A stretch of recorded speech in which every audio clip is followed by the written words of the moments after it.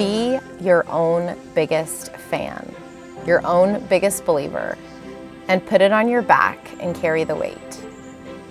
Being your own biggest fan all starts with belief in yourself, reinforcing the idea that self-belief is the starting point for any endeavor. Self-acceptance and resilience in the face of external opinions or challenges. It suggests that one shouldn't rely solely on the validation of others, but rather cultivate an inner sense of confidence and belief in one's own abilities. Hey everyone, welcome back to the channel and to another episode of the Road to Kona training update. So that was a quote that I started with. That was a quote from pro triathlete Meg Dorito, and she posted that in a Facebook group that I am in, and that really resonated with me this week. And I'll touch more on that in just a little bit, but this recap is going to cover weeks 7, 8, and 9 of my 22-week Road to Kona journey. And in my last video, I shared that a down week was coming up, and I definitely enjoyed that down week. That was week 7, but I'll be honest, getting back into the volume and the intensity of week 8 after the recovery week was really tough. Weeks 8 and 9 were just challenging. And while I love knowing that the hard work is yielding results and building fitness, it doesn't always mean it's easy. And one thing that I have really been wrestling with this week, and really just the last couple weeks, and I think part of why that quote resonated with me so much, is that I've really been working through the negative self-talk. And maybe you've experienced this too, when your head just gets filled with things like, I can't do this, this is too hard, it's too much, I'm too tired, this isn't worth it. Just all the negative thoughts as you're waking up for another workout, or you're lacing up your shoes to go on a run and it's hot outside, or you're getting in the pool and you really don't feel like swimming, which is probably the one that I struggle with the most. But I am learning to combat those negative thoughts by turning them around. And there's a scripture verse that talks about taking every thought captive. And one thing that I'm really trying to do is have positive affirmations that I'm ready to fight back and combat the negative thoughts with. So one of the biggest things that is helping me right now, that I just keep reminding myself, is the training is harder than the race. And that's just the simple truth of the matter. If I can get through the training, then the race is going to be the easy part and the fun part. And another quote that really has always stuck with me, this is actually from a book by Michael Connolly, and he is talking about the Boston Marathon. It's a book called 26 Miles to Boston. And he says, the runner needs to know that the Boston Marathon isn't run in April, but instead in the winter months prior, when there are no cheering fans, cameras, or medals, only self-discipline. Champions understand this and endeavor year after year to develop a system that best prepares them for coming April. And so I just remind myself, just like he says, the real runners aren't made in April, but instead at those months. And so for a lot of triathletes, it's in the grueling months of the summer heat, when there's the humidity and the bugs and just all the different things. That's when the work is being put in, and that's when you are preparing yourself for the race. And so that's when the Ironman is built, or that's when the triathlete is built, in those months. And so the race is the fun part, the race is celebration, the real work is now. And another simple tool that has been really helpful, in addition to just like combating the negative thoughts, is also something that the author of our training plan has mentioned, and it is the 20-minute rule. And so on the days where you just feel like you're so tired and you just feel really overwhelmed by training peaks and what it is saying that you're needing to do for this workout is just tell yourself you're just going to do it for 20 minutes and just give the workout 20 minutes. And if after 20 minutes it's just a no-go, you're too tired or overwhelmed or whatever, then you can quit. But so many times once you start and you get going, the momentum carries you through. And I found that true for me so many times. So just taking the negative thoughts and turning them around, having mantras and visualizing, and then just saying, hey, I'm just gonna give this workout 20 minutes and see how I feel after that. And so one of my favorite things that I have as like a mantra and something that I like to visualize is I like to think of my training workouts as like making deposits in the bank. And I even say that to myself sometimes when I get out of the pool.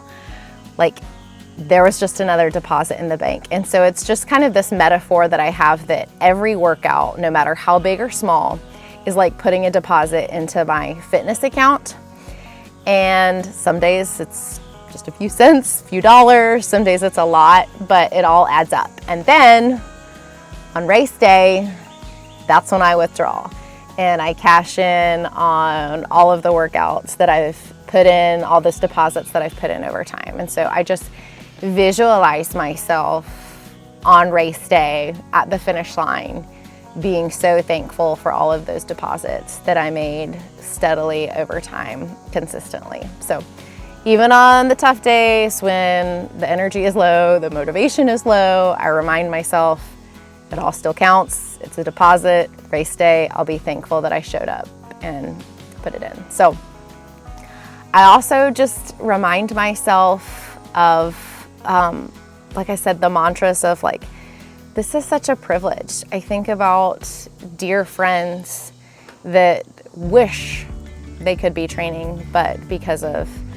health issues and life circumstances can't. And I tell myself one day, I'm not gonna be able to do this, and I'm gonna do it now while I can and be thankful for that. So I would love to hear from you.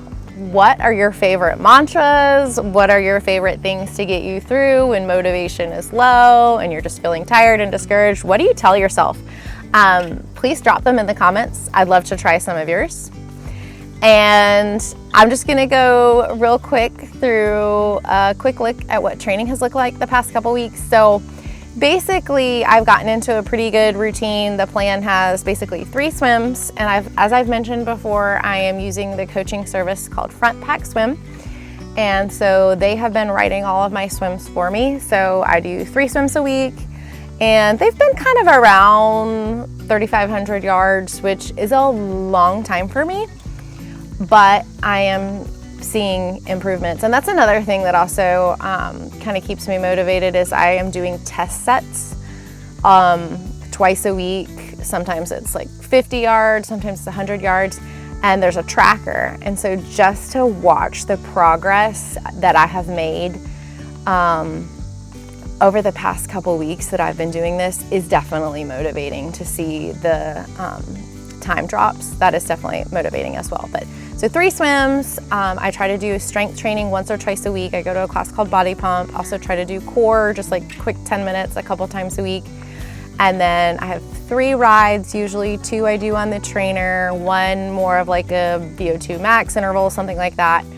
And then just kind of like a steady endurance ride, and then also a long ride, and then usually about 3 to 4 runs. So that's just kind of like what the week looks like. So week 7 was a download week. As I mentioned before, that was a nice little break. Then week 8 was back at it, and that was kind of like a little shock to the system. I did some VO2 max intervals on the bike, and that was one of those ones where I started the workout and I was like, there's no way I'm doing this. And even in the beginning, it has a few like shorter spurts, like 30 seconds to just kind of prime the legs. And I thought, man, this is a struggle to do this for 30 seconds. There's no way I'm gonna be able to do this for like 4 minutes or 6 minutes. It was 4 minutes. And lo and behold, I just got through 1. I said, I'm just gonna do 1. And okay, all right, I did it, I can do 2. And then before I knew it, it was over. So just another one of those times where that 20-minute rule was really helpful. Then getting into the long runs where it's, you know, just a weekday run was 12 miles is kind of a little bit of a shock to the system, but just getting the volume ready. As I mentioned before, shaving off time, I did a 400 yard swim and shaved a whole minute off of my time that I did that a couple weeks ago. So that was really exciting. And then I did a 61-mile long run and my long ride, and my long run was a 14-mile one with some VO2 max pyramid intervals. That also was another one where I thought there's no way I'm going to be able to hit these pace targets. And I just said, okay, I'm gonna start. And it was like 2 minutes, and then 3 minutes, and then 4 minutes. And I made it up to 5 minutes. I was like, okay, well, I'm halfway here, and now I'm just gonna work back down the 4-3-2. So I made it this far, and I surprised myself. So sometimes you surprise yourself. And then week 9 was another one of those bike workouts where I didn't think I could do it. It's a lactate shuttling. So it's basically really hard for a couple minutes or 1 minute, and then kind of hard, back to really hard, just kind of back and forth with no break. And there is a little bit of a break after a couple minutes, but that was another one where I didn't think I could do it. And I just said, okay, I'm gonna just try, I'm gonna just get through one. And then I surprised myself. I also started doing hill repeats that week. So working on just being comfortable with going up the hill and trying to hold myself back on that, because the runner in me wants to just sprint up the hills, but it's really just more about like taking it slow and easy and building the endurance. And then something that was really fun, Caleb and I were able to do an open water swim. So YMCA close to us on the lake once a month does an open water swim. And this was such a fun experience. They had tons of lifeguards out on kayaks, and they had buoys. So it was really just a great opportunity for us to practice sighting, being in the open water, getting used to not being able to see, which is just kind of a weird feeling if you've never done an open water swim and you put your goggles on and put your face in and you just can't see anything. So that was a really neat experience for us and a really good practice for what it will be like doing open water swim. And then finished off with a 63-mile ride, and then my first official brick run of the training plan. I did a 63-mile ride and then a 30-minute brick run right off of the bike, and it always feels weird. I kind of feel like a duck like the first couple minutes, but then it felt pretty smooth and I felt pretty strong, and it was a good way to end off the week. So every week is a step closer. I'm reminding myself that I get to do this. This is a privilege to train. It's a privilege to grow. It's a privilege to show up for myself and my goal. And that's what I'm reminding myself. I would love to hear from you. What helps you through the tough days of training? What are your favorite mantras? Or even just what are you training for? I would love to hear from you. Thanks for being here. As always, thanks so much for watching. And if you haven't already, don't forget to subscribe to the channel. And if you have enjoyed this video, it would also mean so much if you would give it a like. And I will be back soon with another update.